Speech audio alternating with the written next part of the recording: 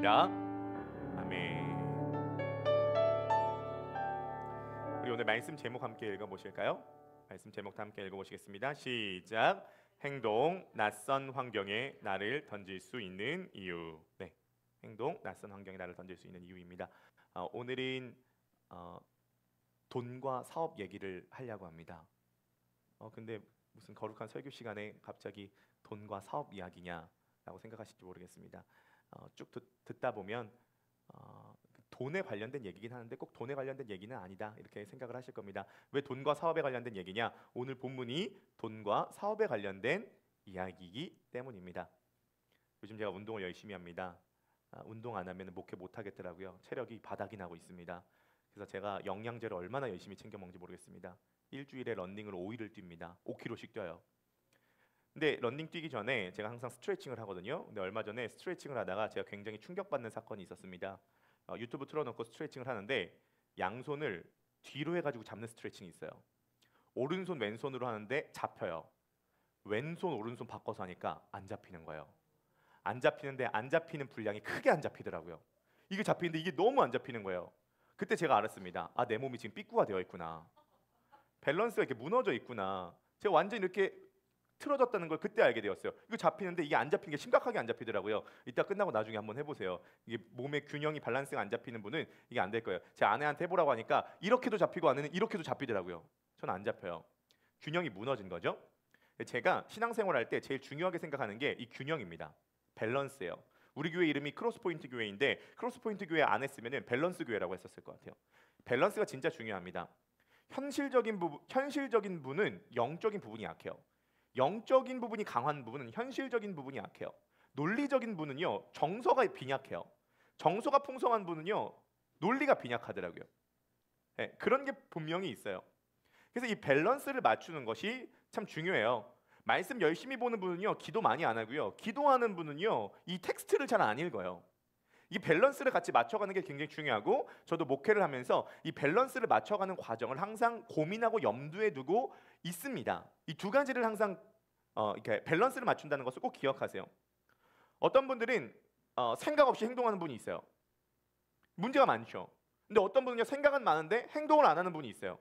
이것도 문제가 많다는 거예요. 오늘 달란트 비유의 핵심은 뭐냐면 행동하라는 겁니다. 헤르만 리델보스라고 하는 신약학자, 아주 저명한 신학학자입니다. 오늘 달란트 비유를 이렇게 결론을 내립니다. 설교를 들을 때 결론을 딱 이해하고 기억하면 돼요. 왜냐하면 여러 가지 얘기를 들으면 잊어버릴 수 있으니까요. 주제를 한번 읽어보도록 하겠습니다. 다 함께 읽어보실까요? 시작.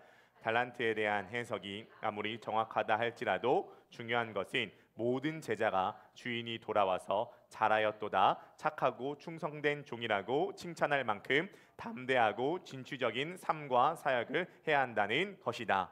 네, 이게 달란트 비유의 핵심이에요. 주인은 돌아옵니다. 이건 재림에 관련된 말씀이기 때문에 주인은 돌아와요. 주인이 돌아왔을 때 잘하였도다 착하고 충성된 종이라는 칭찬을 들을 정도로 담대하고 진취적인 삶과 신앙을 살아야 된다는 것입니다. 이게 달란트 비유의 핵심이에요. 근데 문제가 있습니다. 우리가 그러면 실행을 해야 되는데 행동을 해야 되는데 실행력이 타고난 사람은요 1%밖에 안 된대요. 선천적으로 실행력이 타고난 사람들은 1%밖에 안 된다고 합니다. 이게 뇌과학적으로 보면은 이 사람들은요 제어 장치에 문제가 좀 있대요. 그래가지고 어떤 것을 실행할 때 그냥 제어가 안 되고 그냥 바로 실행해 버리는 거예요. 우리 교회에서 뭐 김기영 자매 같은 경우 제어 장치가 없이 바로 실행해 버리는 선천적으로 실행력이 타고난 사람들인 1%. 나머지 99%는 실행력이 타고나지 않았습니다. 그러니까 우리는 기본적으로 다 한 달란트 받은 자들이에요. 기본적인 본성이요. 우리가 실행하지 못하게 만드는 요소가 뭐가 있을까요? 일단 귀찮음이 있겠죠. 근데 그러니까 우리가 귀찮음이 굉장히 큰데 그래서 약속 잡으면 기분 좋은데 약속 취소되면 기분 더 좋잖아요. 그러니까 약간 귀찮음이 있어요. 근데 귀찮음보다 더 큰 것들은 뭐냐면은 인간은요 낯선 것을 실행하는 것에 있어서 본능적으로 거부 반응이 있습니다. 왜냐하면 낯선 것을 실행할 때 자기가 못한다는 게 노출이 되기도 하고 그리고 인간은 오랫동안 하나를 하면은 하나를 계속하는 농사를 하면 농사만 하고 고기를 잡으면 고기를 잡는 걸 오랫동안 했기 때문에 낯선 것을 실행할 수 있는 이 환경이 조성된 지는 얼마 되지 않았습니다. 그래서 하던 거를 하려고 하는 성향이 굉장히 있어요. 그리고 실행하지 못하게 만드는 요소 중에 자기 연민, 나 같은 게 뭘 해? 난 못해. 이런 게 있을 수도 있고요. 실행하다가 상처받은 경우가 있을 수도 있고요. 편하고자 하는 마음도 있을 수 있고요. 번아웃도 있을 수 있고요. 실패에 대한 두려움도 있을 수 있습니다. 여기에서 가장 큰 게 뭐냐면 결국 사람은 자기를 보호하고 싶어요. 자기를 보호하고 실행을 하면 뭔가 내가 노출되는 거거든요. 노출되면은 자기의 자아가 상하게 되는 경우가 굉장히 많아요. 자아를 보호하기 위해서 할 수 있는 건 뭐냐면 안전제일주의, 아무것도 안 하는 거예요. 그래서 땅을 파고 한 달란트를 감춰놓는 거예요. 안전하게 사는 거죠. 손실회피주의. 어떤 것을 하지 않으면 어떤 것을 손실할 불안 요소가 없으니까 안전하게 가는 겁니다. 근데 주님은 이런 한 달란트 받은 자를 보고 악하고 게으른 종이라고 얘기하시죠. 우리는 가능하면 웬만하면 최대한 안 하려고 하는 속성이 있습니다. 가능하면 웬만하면 최대한 안 하려고 하는 속성이 있습니다. 이번 주에 넥스 스텝 기도의 중간에 있잖아요. 제가 목요일 날 기도하면서 큰 깨달음을 얻었는데, 목요일 날 넥스 스텝 기도 가기 전에 아내랑 함께 칼국수 먹었거든요. 칼국수랑 해물파전 먹었어요. 배가 불렀어요. 제 마음 가운데 어떤 마음이 있냐면요, 이렇게 저녁 먹고 집에 들어가서 쉬면 좋겠다, 이런 마음이 들었어요. 제가 겨우겨우 기도에 나오면서 어떤 생각을 가졌냐면은 이런 생각을 가졌어요. 다음 주만 하면 기도회 끝난다, 이런 생각을 제가 갖고 있더라고요. 다음 주만 하면 기도회 끝난다, 이런 생각을 갖고 있더라고요. 기도하면서 주님께서 저 자체를 관찰하게 하면서 어떤 생각을 했냐면, 너도 겨우겨우 나오는데 성도가 기도하겠냐 임마. 주님께서 그런 마음을 저에게 주셨습니다. 그래가지고 주님, 제 세팅이 웬만하면 가능하면 최대한 안 하려고 하는 본성이 있군요. 주님, 제 생각을 바꿔주셔서 웬만하면 가능하면 최대한 하고 싶은 상태로 세팅을 바꿔주옵소서. 이 기도를 드렸어요. 웬만하면 가능하면 하고 싶은 상태. 그렇게 기도드리니까요, 놀라운 건 기도 끝나고 나니까 웬만하면 가능하면 최대하면 하고 싶은 상태로 또 세팅이 되더라고요. 그래서 기도가 중요해요. 기도 안 하면요, 웬만하면 가능하면 최대한 안 하고 싶은 본성으로 흘러요. 근데 기도하면요, 자기가 관찰되면서 웬만하면 가능하면 최대한 하고 싶은 상태로 내 본성이 주님 앞에 거슬러서 주님 앞에 나 자신을 복종시키는 그 일이 생기게 되더라, 그 말입니다. 여러분, 오늘 이 시간 말씀을 들으며 예배를 드리며 여러분들의 영적 상태가 웬만하면 가능하면 최대한 안 하고 싶은 상태에서 웬만하면 가능하면 최대한 하고 싶은 상태로 세팅되기를 주님의 이름으로 간절히 축복합니다. 본능대로 살면요, 한 달란트예요. 손실을 회피하는 거예요. 아무것도 안 하면 돼요. 땅을 파고 숨겨놓으면 됩니다. 하지만 주님의 평가는 분명하죠. 악하고 게으른 종아, 이 무익한 종을 내어 쫓으라. 거기서 슬피 울며 이를 갈미 있으리라 라고 말씀을 하고 계십니다. 이 주인이요, 세 종에게 달란트를 줬어요. 몇 달란트씩 줬죠? 5달란트, 2달란트, 1달란트. 기분 나빠하지 마세요. 기분 나빠할 필요 없어요. 친척집 가가지고 언니 5만 원 주고 동생 2만 원 줄 때 기분 제일 나쁘잖아요. 이거는요, 주님의 배려예요. 왜냐면요, 할 수 있는 만큼 줬다는 거예요. 2달란트 재능에 5달란트 주면 저주예요. 주님께서 정확하게 능력을 판단하시고 불릴 수 있는 만큼만 주셨다는 겁니다. 여러분, 여기서 달란트를 재능이라고 생각하지 마세요. 달란트는 자원입니다. 재능에 따른 자원을 주신 거예요. 여러분, 주님께서 이 땅에 여러분들을 보내셨을 때 여러분들이 불릴 수 있는 만큼의 재능에 따른 달란트를 주셨습니다. 믿으세요? 뭔진 몰라도 일단 주셨어요. 불릴 수 있는 만큼은 주셨습니다. 5달란트, 2달란트, 1달란트 줬어요. 5달란트는 얼마 정도 될까요? 금 5달란트. 34kg 정도래요. 요즘에 시세가 얼마인지 모르겠는데 금 34kg가 현금으로 계산하면 얼마 정도 돼요? 제가 챗 GPT한테 쳐보니까 요즘 그 한 달란트, 금 한 달란트를 현금으로 계산하니까 한 64억 정도 된다고 해요. 64억. 5달란트는 한 300억, 2달란트 120억, 1달란트 64억. 그냥 계산하기 편하게 한 달란트를 20억이라고 할게요. 20억, 40억, 100억 줬다. 이렇게 보시면 되겠네요. 많이 줬어요. 네. 주님께서 우리들한테 그거 주셨다고 하는데 계좌에 없어. 그게 문제예요. 근데요, 이 주인의 스타일을 보세요. 이 주인이 굉장히 쿨한 스타일입니다. 달란트, 그러니까 100억, 40억, 20억을 줬어요. 이 주인은 떠나야 돼요. 그러면 어떻게 해야 돼요? 종에게 주고 떠나면 디렉션을 줘야 될 거 아니에요.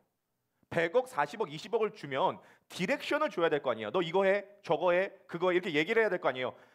100억 받은 종에게, 야 일로 와봐봐. 너는 해상무역 쪽으로 가. 고린도 항구 37번 게이트로 가면 데메트리오스가 있거든. 내가 뚫은 항구 무역업자야. 걔한테 가가지고 사업해. 야, 2달란트 받은 자 너 와봐봐. 너는 노예 무역해. 너가 노예 출신이잖아. 그 아테네 쪽으로 가봐. 그럼 알렉산더라고 하는 노예 무역 상인이 있을 거야. 걔랑 같이 사업하면 돼. 뭐 이렇게 디렉션을 내려줘야 될 거 아니에요. 디렉션까지 안 내준다고 하면은 존중해 준다 그러면 뭐 해야 돼요? 사업 계획서라도 받아봐야죠. 내가 영화 만들겠다고 하면 영화 투자를 하면 시나리오 받아봐야 될 거 아니에요. 무슨 영화 만들 거야? 이렇게 투자를 그러니까 시나리오를 받아봐야 되는데 그것도 안 한다 그 말입니다. 마태복음 25장 15절입니다. 다 함께 읽어보실 거예요. 25장 15절 시작. 각각 그 재능대로 한 사람에게는 금 5달란트, 한 사람에게는 2달란트를, 한 사람에게는 1달란트를 주고 떠났더니 아무런 말 없이 주고 떠났어요. 주고 그냥 떠났어요. 여러분 이런 생각 같지 않습니까? 주님이 내 인생을 인도해 줄 거야. 주님께서 그때그때마다 길을 가르쳐 주실 거야. 그런 케이스도 특별할 게 있을 때가 있어요. 강하게 주님께서 인도해 줄 때가 있습니다. 주님, 이 남자랑 결혼할까요 말까요? 이 여자랑 결혼할까요 말까요? 여기 가서 개척할까요 말까요? 이 사업 할까요 말까요? 이 사람 만날까요 만나지 말까요? 주님께서 아주 가끔 때때로 강하게 특별하게 분명하게 인도를 경험할 때가 있습니다. 그러나 오늘 본문에 하면 대부분 주님의 역사는 주고 아무 말 없이 떠납니다. 뭐예요? 너가 알아서 하라는 거예요. 혹시 이거 꺼도 되나요? 네. 좀 더우셨어요? 이따가 또 추우시면 얘기해 주세요. 네. 주고 떠났어요. 주님께서 우리들에게 재능에 따른 자원을 주고 떠나신 거예요. 곧입니다. 이 본문을 잊어버리시면 안 되겠지만 이건 재림에 관련된 본문이에요. 주님은 다시 오세요. 다시 오시지만 이 중간 과정에서 우리에게 그냥 믿고 맡겨주신 거예요. 이건 굉장한 호의죠. 왜죠? 아무런 디렉션 없이 맡기고 떠났다는 건 뭐를 의미하냐면 내가 너를 종으로 대우하는 것이 아니라 내가 너를 동역자로 대우하겠다는 거예요. 종은 이거 해라, 저거 해라, 그거 해라 이렇게 얘기해요. 그러나 동역자는 믿고 맡기는 거예요. 그리고 떠나는 거예요. 말 없이.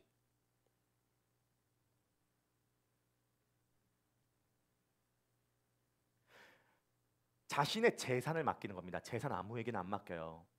100억 아무에게나 안 맡긴다고요. 아무리 돈이 많은 사람도 자신의 재산을 턱 맡기지 않습니다. 그것도 아무 말 없이. 이것은 내가 너를 종으로 대우하지 않고 친구로 대우하겠다는 거고요. 내가 너에게 은혜를 베풀겠다는 겁니다. 이게 매우 중요하죠. 여러분 세상이 굴러가는 세상의 패러다임은 뭐죠? 마이클 샌델이라고 하는 학자는 지금 세상이 시장 경제에서 시장 사회로 넘어갔다고 합니다. 이건 매우 중요하죠. 시장 경제에서 시장 사회로 넘어갔다는 게 뭐예요? 시장 경제는 이겁니다. 간단해요. 오늘 주주배에서 아이스 아메리카노 먹으려면 3,500원 줘야 돼요. 3,500원 주면 아이스 아메리카노가 나와요. 이걸 시장 경제라고 하죠. 물물 교환인 거예요. 자, 시장 사회는 뭐냐면 돈을 주고받고를 하지 않지만 내가 뭔가를 얻으려면 내가 뭔가를 보여주거나 내가 뭔가를 내야 한다라고 하는 것이 사회 메시지로 가득한 거예요. 이게 시장 사회인 겁니다. 예를 들어 볼까요? 싱 어게인이라고 하는 오디션 프로그램이 있습니다. 여기 나와서 가수들은 노래를 부르죠. 심사위원은 가수의 노래를 듣고 어게인을 누릅니다. 그래서 심사위원 8명이 다 합격 버튼을 누르면 올 어게인을 받는 거예요. 심사위원에게 합격을 받으려면 간단해요. 싱어가 노래를 잘 부르면 돼요. 노래를 잘 부름으로써 자기를 입증하면은 합격이 내려오죠. 이게 요즘에 나타나는 시장 사회예요. 여러분, 우리 교회에서도 믿음과 썸이라고 하는 결혼 프로그램을 이제 하기도 하지만 결혼 정보회사 가보세요. 완전 시장 사회입니다. 키 몇, 연봉 몇, 학벌 몇, 집안 어떻게 딱딱 그러면은 당신이 만날 수 있는 대상은 이렇게입니다. 등급을 다 매겨요. 시장 사회인 거죠. 이것을 어떤 패러다임이라고 부르냐면은 거래 패러다임이라고 부릅니다. 거래 패러다임. 모든 사회는 거래 패러다임으로 되어 있어요. 근데 크리스토퍼 와킨이라고 하는 학자는 이렇게 얘기합니다. 성경은 거래 패러다임이 아니라 선물 패러다임으로 되어 있다고요. 성경은 거래 패러다임이 아니라 선물 패러다임으로 되어 있다고 합니다. 그게 뭐죠? 자격과 조건을 묻지 않고 먼저 주시는 거예요. 이 창조 세계는 하나님의 선물입니다. 하나님께서 이 창조 세계라고 하는 선물을 우리들에게 주셨죠. 자연이라고 하는 선물을 주셨습니다. 우리의 삶과 목숨이라고 하는 선물을 주셨고요. 예수 그리스도라고 하는 선물을 주셨고요. 창조뿐만이 아니라 구속까지 하나님 우리들에게 주시는 분이죠. 우리의 자격과 조건을 묻지 않고. 심지어 산타 할아버지도 자격과 조건을 묻잖아요. 울면 안 돼, 울면 안 돼. 우는 아이에게는 산타 할아버지가 선물 안 주시죠. 산타 할아버지도 자격과 조건을 물어요. 그런데 성경은요, 선물 패러다임이에요. 종에게 달란트를 주고 믿고 맡겨요. 친구로 대우해 주죠. 그 성경에서 말하고 있는 이 선물 패러다임이 이 시장 사회, 이 거래 패러다임으로 돌아가고 있는 이 시대에 너무도 중요한 메시지가 될 수 있습니다. 아니 5달란트 2달란트 맡겨가지고 불리라고 하는 건 결국은 이 주인이 돈 가지려고 하는 거 아니에요? 장사하려고 하는 거 아닙니까? 여러분 그렇지 않아요. 나중에 5달란트 받은 자가 5달란트를 더 불리거든요. 이것을 주인이 갖지 않고 이 사람이 그냥 줍니다. 마태복음 25장 28절이요. 함께 읽어보실까요? 시작. 그에게서 1달란트를 빼앗아 10달란트 가진 자에게 주라. 이걸 보면 뭘 느낄 수 있냐면 5달란트 받은 자가 5달란트를 더 벌었죠. 10달란트가 있는 거예요. 총 200억이라고 해보겠습니다. 200억을 이거 내 거니까 나한테 줘. 아니면은 원금에 내 투자 수익이 있으니까 한 70% 나한테 주고 30% 너 가져. 이렇게 거래하지 않아요. 달란트 주고 너가 번 거 너가 다 가져. 이렇게 이야기를 하고 계신 거죠. 여러분 재능과 함께 주님께서 우리들에게 자원을 주셨습니다. 믿으십니까? 자원이 아직 발굴이 안 돼서 그래요. 원래 알래스카가 쓰레기 땅이었다고 하잖아요. 그래서 알래스카 전체를 수어드라고 하는 장관이 500만 불에 샀잖아요. 수어드가 그래서 장관에서 떨어졌거든요. 500만 불에 알래스카 전체를 샀다는 게 뭔 말이요? 우리 교회 건물 이거 전체를 한 5천 원 정도 주고 샀다는 거예요. 완전히 말도 안 되는 가격에 쓰레기 땅을 산 거죠. 근데 알고 보니까 알래스카 땅에서 광물이 발견되고 오로라에 연어에 엄청난 관광 자원이 발견되면서 미국이 대박친 거예요. 그래서 미국이 알래스카를 받았을 때 그 자원이 발굴이 되니까 놀라운 자원들이 많았다는 거예요. 우리들의 인생도 마찬가지예요. 우리들에게 자원을 안 주신 게 아니라 알래스카 땅처럼 발굴이 안 돼서 그렇지 주님께서 우리들에게 주신 자원은 넘쳐납니다. 그리고 특히 21세기에는 자원이 넘쳐난다고 봐요. 재능에 따른 자원 뭐 주셨어요? 성경이라고 하는 자원 주셨죠. 여러 가지 책이라고 하는 자원 주셨죠. 주변에 있는 사람이라고 하는 자원 주셨죠. 정보 있죠. 그 다음에 자연도 있죠. 그 다음에 유튜브만 가보더라도 강의가 넘쳐나죠. 내가 눈만 뜨면은 인생에 있어서 기회가 3번만 오는 것이 아니라 기회는 널리고 널린 것이죠. 다만 내가 그 자원을 볼 수 있는 눈이 없어서 그런 겁니다.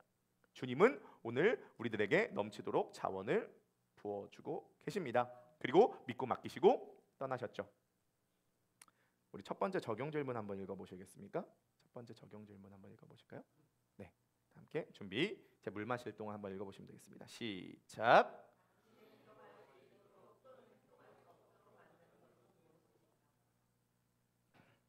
당신이 행동할 수 있도록 또는 없도록 만드는 것이 있습니다. 여러분 달란트 비유의 주제는 명확해요. 주인께서 다시 돌아오실 때 잘하였도다 착하고 충성된 종아라는 칭찬을 들을 수 있을 정도로 담대하고 진취적인 신앙과 삶을 살라는 겁니다. 주인이 종들에게 이렇게 이야기해요. 항구에서 나 갔다 올게. I'll be back. 잘 살고 있어 하고 뱉어나온 겁니다. 종 3명이 주인을 바라보는 거예요. 주인님 빨리 오셔야 돼요. 언제 오실 거예요? 주인님 잘 다녀오세요. 항구에 이제 종 3명이 남았습니다. 한 사람은 100억, 한 사람은 40억, 한 사람은 20억을 갖고 있었죠. 이들은 덩그러니 남겨진 거예요. 아무런 디렉션도 받지 않았어요. 어떻게 하라는 방법도 받지 않았습니다. 바람만 휘잉 붑니다. 황량해요. 5달란트 받은 자가 이렇게 생각할 수 있었겠죠. 주인님이 너무 그리워. 언제 오실까? 옆에 계실 때가 좋았는데 나 혼자 책임지려고 하니까 너무 부담된다. 너 어떻게 할 거야? 이렇게 할 수도 있었고 아니면 이렇게 할 수도 있었겠죠. 100억? 오, 인생 역전.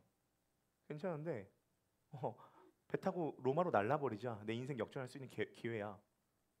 이렇게 생각할 수도 있었겠죠. 근데 5달란트 받은 자가 부담을 갖거나 외로워하거나 그리워하거나 또는 돈을 갖고 튀지 않고 이렇게 합니다. 마태복음 25장 16절이에요. 마태복음 25장 16절입니다. 다 함께 읽어보실까요? 시작. 5달란트. 네, 마태복음 25장 16절 없나요? 네, 25장 16절 다 함께 읽어보시겠습니다. 시작. 5달란트 받은 자는 바로 가서 그것으로 장사하여 또 5달란트를 남기고. 이 5달란트 받은 자가 뭐 했냐면요, 주인 보내고 나서 바로 가서 장사했대요. 아니 바로 가면 어떡해요? 큰일 날 소리 하고 있네. 신중해야지. 기도해봐야죠. 바로 가서 장사하는 게 주님 뜻 맞는지 안 맞는지 분별해봐야죠. 아니 그리고 시장 조사도 해봐야 되지 않아요? 시장 조사 없이 바로 장사를 한다? 이 사람이 큰일 날 소리 하고 있네. 백종원 아저씨가 뭐라 그래요? 아니 기본도 안 해놓고 무슨 장사를 하겠다는 거유? 큰일 날 소리 하고 있네요. 골목 식당 나와가지고 솔루션 받게 생겼어요. 바로 가면 안 돼요. 기도도 해봐야 되고 준비 단계도 있어야 되고 시장 조사도 해야 되고 천천히 단계 하나씩 해야 되지. 이렇게 바로 가면 안 된다니까요. 그런데 지금 성경은 분명히 바로 가서 장사한 5달란트를 칭찬하고 있잖아요.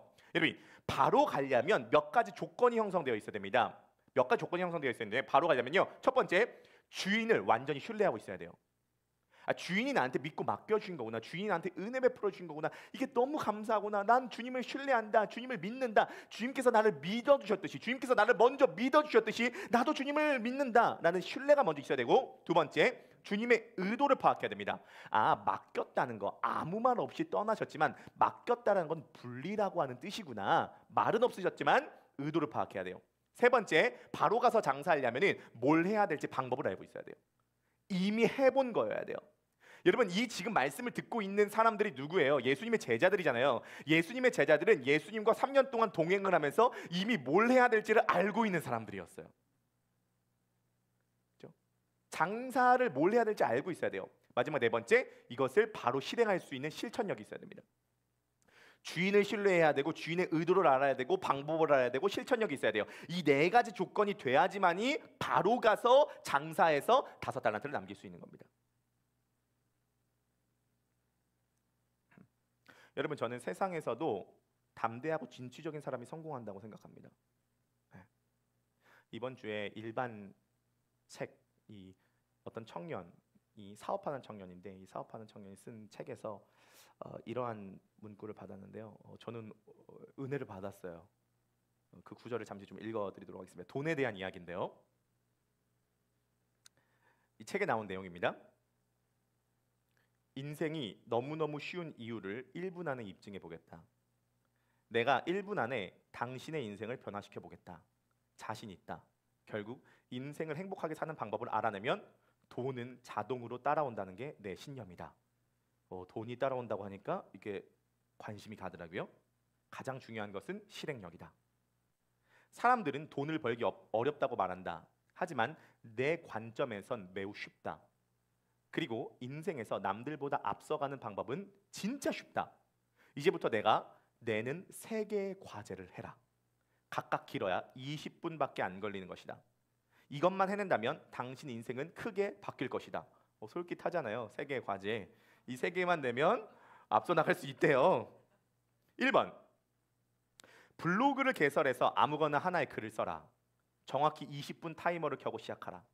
2번, 유튜브를 개설해서 자신의 폰에 있는 영상을 아무거나 하나 업로드해라. 이건 역시 정확하게 20분 타이머를 켜고 시작해라. 3번, 1, 2번이 싫다면 최근에 본인이 관심을 갖고 있던 일 중 아무거나 하나를 해라. 독서 20분 하기 등.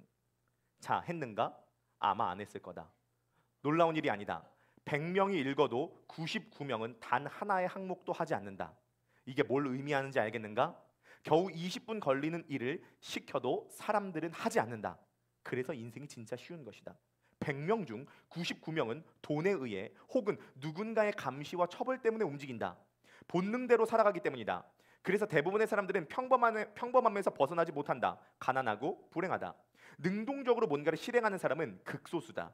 그래서 실행력이 높은 사람이 인생이라는 게임에서 쉽게 경제적 자유를 얻는다. 경제적 자유. 100명 중에 이 사람은 늘 능동적으로 움직인다. 이 사람은 시키지 않아도 무언가를 실행한다. 이 결단과 실행이 10번, 100번 반복되어 관성을 얻으면 인생이 참 쉬워진다. 한 번 추진력을 얻은 관성은 반복적인 실행을 낳는다. 당신이 아침에 일어나서 세수를 하러 가고 머리를 감듯 실행 자체가 습관이 된다. 아까 말한 3가지를 실행하라. 작은 실행했다고 해서 1년 안에 당신의 삶이 극적으로 변하지는 않을 거다. 하지만 맨 처음 바퀴를 돌리는 최소한의 실행도 없으면 평생 그대로일 뿐이다. 처음 한 번이 어렵다. 이것조차 실행하지 않는 사람이 99%이기 때문에 하나만 해봐도 당신은 가장 어려운 것을 한 것이다. 이 청년이 한 달에 한 4억 정도 번대요. 제가 크리스찬에게서 오늘 본문의 은혜를 받은 것이 아니라 넌 크리스찬 사업가에게서 오늘 본문의 은혜를 받았습니다. 세상에서 장사를 하는 사람들은 99명 중에 한 명의 실행력이 있는 사람들이 결국은 이익을 남긴다는 거예요. 왜 이런 것을 인용하죠? 오늘 예수님께서 장사에 대한 이야기를 하고 계시잖아요.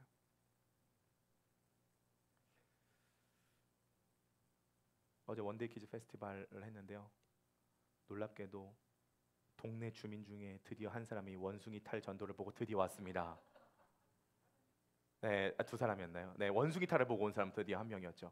제가 여기서 만났는데 어저께 원래 4사람이 참석하기로 했는데 한 사람이 오다가 사고가 났어요.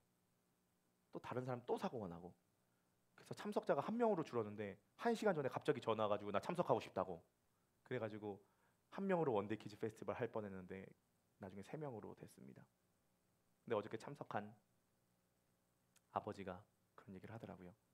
사람이 없는데 열정을 다해서 하니까 이런 에너지가 어디서 나오니요? 이런 에너지가 돈 받고 하는 것도 아닌데. 어저께 원데이 키즈 페스티벌 한 청년들이 이렇게 얘기하고 선포하는 거죠. 사명 때문에 한다. 사명 때문에. 돈 벌려고 하는 사람도 이렇게 최선을 다하는데, 우린 돈을 버는 게 아니라 우린 영혼을 얻으려고 하는 사람들이잖아요. 그죠? 우리에게 주신 재능에 따른 자원을 사용하는 거죠. 찬양 한 곡 하고 할까요? D코드로 할까요? D코드로. 세상을 구원하기 위해 흘려야 할 피가 필요하다면 죄인을 대신하기 위해 희생의 제물 필요하시다면 내 생명 제단 위에 드리니 주 영광 위에 사용하소서. 생명이 또 다른 생명 낳고 주님 볼 수 있다면 나의 삶과 죽음도 아낌없이 드리니 죽어야 다시 사는 주의 말씀 믿으며 하나님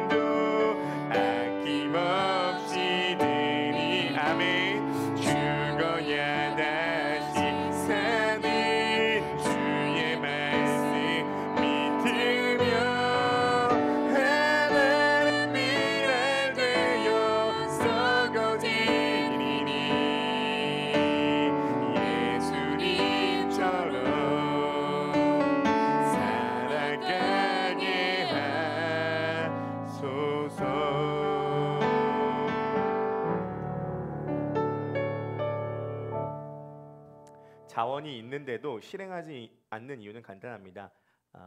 주님을 신뢰하지 않기 때문도 있지만 나를 지키고 싶은 거예요. 한 달란트 받은 자가 왜 땅을 파고 한 달란트를 감췄을까요? 이런 생각을 가졌겠죠. 이 달란트로 사업하다가 망하면 내가 변상해야 될 거야. 어떻게 이것으로 장사를 해? 부끄러워. 장사를 하면은 자존심도 구기는 일이 있어야 되고 체면도 깎이는 일이 있어야 되는데 그런 곳에 날 노출시키고 싶지 않아. 사람들이 날 이상하게 보는 거 아닐까? 솔직히 좀 귀찮기도 하다. 이 모든 자기 불안 속에서 이것을 지키는 이유는요, 땅을 파고 달란트를 감추는 거죠. 여기서 이 한 달란트 받은 자는 이런 합리화를 할 수 있습니다. 난 그래도 손해 보진 않았어. 내가 주인의 것을 잃어버리진 않았잖아. 주인이 나한테 뭐라고 할 권리는 없어. 주인은 지금 달란트에 관심이 있는 게 아니에요. 주인은 종에게 관심이 있는 거거든요. 근데 종은 주인과의 전혀 신뢰관계가 없는 겁니다. 주인을 신뢰하지 못하고요. 상처받고 싶지도 않고요. 자존심 구기고 싶지도 않고요. 헌신하기도 귀찮은 거예요. 오늘 달란트의 비유는 단순히 열심히 살라가 아니거든요. 주님을 신뢰하는가에 대한 문제인 거예요. 예수님께서는 이 한 달란트 받은 자에게 분명하게 합니다. 넌 악하다. 그리고 넌 게으르다. 이 사람을 바깥에 내쫓아라. 이 무익한 종을. 여러분 2026년도 여러분들을 안전하게 지킬 수 있는 방법을 소개해드리죠. 낯선 것을 시도하지 마십시오. 새로운 것을 시도하지 마십시오. 주님을 위해서 어떤 환경에 자신을 노출시키지 마십시오. 그러면 여러분들은 상처 입지도 않고 자존심 구기는 일도 없을 거고 체면을 상하는 일도 없을 겁니다. 여러분들은 안전할 겁니다. 그러나 그 길은 한 달란트 받은 자의 길입니다. 여러분 이 말씀을 지금 예수님께서 왜 하시죠? 이 전체 문맥을 보세요. 여러분 이 말씀은요 예수님께서 죽기 이틀 전에 하신 말씀입니다. 마태복음 25장, 26장입니다. 26장 1절에서 2절입니다. 함께 읽어보실까요? 준비 시작. 예수께서 이 말씀을 마치시고 제자들에게 이르시되 너희가 아는 바와 같이 이틀이 지나면 유월절이라 인자가 십자가에 못 박히기 위하여 팔리리라 하시더라. 아멘. 무엇을 의미해요? 예수님은 이틀 뒤면 죽으세요. 뭐를 의미합니까? 난 이제 떠날 거야. 난 먼 길을 가야 돼. 너네한테 달란트를 맡길게. 그러니까 너희들 악하고 게으른 한 달란트 받은 자처럼 땅을 파고 예루살렘에만 있지 말고 예루살렘과 온 유대와 사마리아와 땅까지 이르러 내 증인이 돼야 돼 라고 말씀을 하시는 거죠. 너희 절대 머물러 있지 마. 왜냐하면 이틀 뒤면 난 떠날 거지만 난 반드시 다시 올 거기 때문이야 라고 미리 말씀하시는 거예요. 이 문맥을 보셔야 돼요. 이 말씀을 하시고 예수님은 예루살렘으로 입성하십니다. 말을 타고 입성하시는 것이 아니라 나귀를 타고 입성하시죠. 지금 예루살렘은요 태풍의 눈과 같은 곳이었습니다. 일단 6월절에는 사람이 엄청 많았어요. 보통 예루살렘에는 한 5만 명 정도가 평소에 거주했는데 6월절에는 20만 명의 사람들이 거주했다고 합니다. 명절 때 사람들이 포화 상태가 된 거죠. 사람들만 많았던 게 아니에요. 지금 예루살렘은 세 가지의 고압 전선이 흐르고 있었습니다. 첫 번째 고압 전선, 부풀어 오를 대로 부풀어 오른 로마의 권력. 두 번째 고압 전선, 터지기 직전인 유대인들의 민족주의. 마지막 세 번째 고압 전선, 예상치 못한 하나님의 개입. 한쪽엔 폭력이, 한쪽엔 혁명이, 한쪽엔 하나님의 개입이 만나는 현장이 지금 예루살렘이에요. 예루살렘은 지금 태풍의 눈이에요. 그 예루살렘으로 예수님은 태풍의 눈 속으로 천천히 걸어 들어가십니다. 나귀를 타고 걸어가신 것이 아니라 말을 타고 걸어 들어가신 것이 아니라 나귀를 타고 걸어 들어가세요. 그리고 예수님은 그 태풍의 눈 속에서 자신이 노출되는 것을 거부하지 않습니다. 사람들이 예수님을 보고 호산나 찬송하리로다 다윗의 자손이여 찬양해요. 그리고 예수님은 그 환호 속에서 유유히 그들 속으로 들어가십니다. 그리고 나서 예수님은요 그 태풍의 눈 속에서 자신의 안전을 포기하시죠. 잡히시기 전날 밤 이 말씀을 하시고 하루 지나고 난 다음에 예수님은 겟세마네 동산에서 이렇게 얘기하십니다. 아버지여 내 원대로 마시옵고 아버지의 뜻대로 되기를 원합니다. 그리고 예수님은 붙잡혀 가시죠. 사람들이 횃불을 들고 검과 망치를 들고 와서 예수님 붙잡아가요. 두건을 씌우고 예수님을 때리죠. 폭력, 수치, 조롱, 예수님께 침을 뱉습니다. 예수님의 제자들과 예수님의 주변 사람들은 예수님을 다 버리고 떠나죠. 그리고 예수님은 채찍에 맞으세요. 그리고 십자가를 지시고 골고다 언덕으로 오르시죠. 여러분, 로마 사람들이 십자가를 왜 만드는지 아십니까? 로마 사람들이 십자가를 만든 이유는요, 이 사람은 아무것도 아닌 사람이야 라고 알려주기 위해서요. 로마에 반역하고 혁명을 일으키려고 하는 이 사람 아무것도 아닌 사람이야. 빨개 벗었지, 채찍 맞았지, 저렇게 무기력하게 죽어가지, 이 사람 아무것도 아닌 사람이야. 이 사람 기억하지 마. 이 사람 쓰레기 같은 사람이야. 그래서 로마에게 반항했던 혁명의 싹을 완전히 사람들의 머릿속에서 지워버리는 목적으로 만든 게 십자가였습니다. 예수님은 십자가 위에서 물과 피를 다 쏟으셨어요. 상당히 수치스럽습니다. 십자가는요. 십자가는 온몸이 발가 벗겨질 뿐만이 아니라 역사학자들에 의하면 인간 안에 있는 모든 배설물이 밑으로 다 빠져나간다고 해요. 예수님의 똥과 오줌이 지금 십자가 밑에 쌓여 있습니다. 대제사장들은 예수님 보고 이렇게 얘기하죠. 너가 만약에 하나님의 아들이면 십자가에서 내려와봐 라고 이야기를 합니다. 예수님은 제자들에게만 버림을 받을 뿐만이 아니라 영원전부터 함께 했었던 자신의 아버지인 성부 하나님에게도 버림을 받죠. 아버지여, 아버지여, 어찌하여 나를 버리셨나이까. 그리고 신포도주를 드시고 난 다음에 선언하십니다. 다 이루었다 라고 말씀하시고 돌아가시죠. 여러분, 지금 예수님은 뭘 하고 계시죠? 지금 예수님은 장사를 하고 계신 겁니다. 지금 예수님 장사를 하고 계신 거죠. 여러분, 속량이라고 하는 게 뭡니까? 값을 지불해서 사오다. 속량은 정확하게 장사 용어예요.